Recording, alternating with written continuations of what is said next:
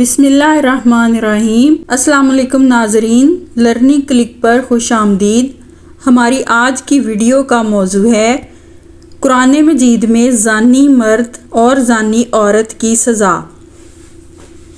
ناظرین، زنا معاشرے میں فساد کا موجد ہے، جبکہ اسلام پاکیزگی، عفت اور پاک دامنی کا دین ہے، لیکن زنا پاکیزگی کو ختم کر کے اسے جنسی انتشار کی راہ پر ڈال دیتا ہے۔ زنا کی ایک سزا جس کا نام رجم ہے۔ تورات میں زنا جیسی بدکاری کی سزا رجم ہے، لیکن یہودیوں نے اسے بدل دیا۔ آپ صلی اللہ علیہ وآلہ وسلم کے پاس یہودی یا یہودیہ اس جرم کی پاداش میں لائے گئے تو آپ صلی اللہ علیہ وآلہ وسلم نے رجم کا حکم دیا۔ رجم کے معنی ہیں مجرم پر پتھر مار مار کر اسے مار دیا جائے، یعنی اسے ہلاک کر دیا جائے۔ ناظرین، معاشرے سے زنا جیسی برائی کو جڑ سے ختم کرنے کے لیے اللہ تعالیٰ کی قائم کردہ حدود ہیں۔ ناظرین، اسلام میں اس جرم کی سزا کے معاملے میں کوئی گنجائش نہیں ہے۔ سورۃ نور کی شروعات ہی اس تنبیہ سے ہوتی ہے۔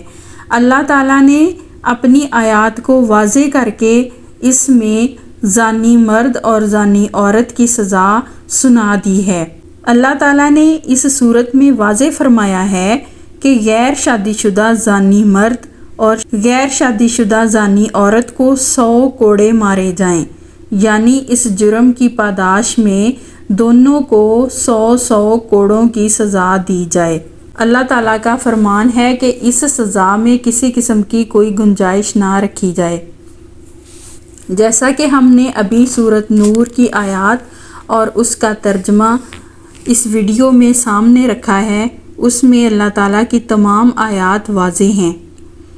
ناظرین، معاشرے سے زنا جیسی برائی کو جڑ سے ختم کرنے کے لیے اللہ تعالیٰ کی قائم کردہ حدود کی پاسداری ضروری ہے۔ تمام والدین بچوں کی روحانی تربیت کریں اور برائی سے نفرت اور اچھائی کی عادت ڈالیں، تاکہ اسلامی پہلو معاشرے میں روشن ہوں اور حضرت محمد صلی اللہ علیہ وآلہ وسلم کی سنت کی پیروی ہو سکے اور برائیوں سے معاشرہ ہمیشہ کے لیے پاک اور صاف ہو سکے۔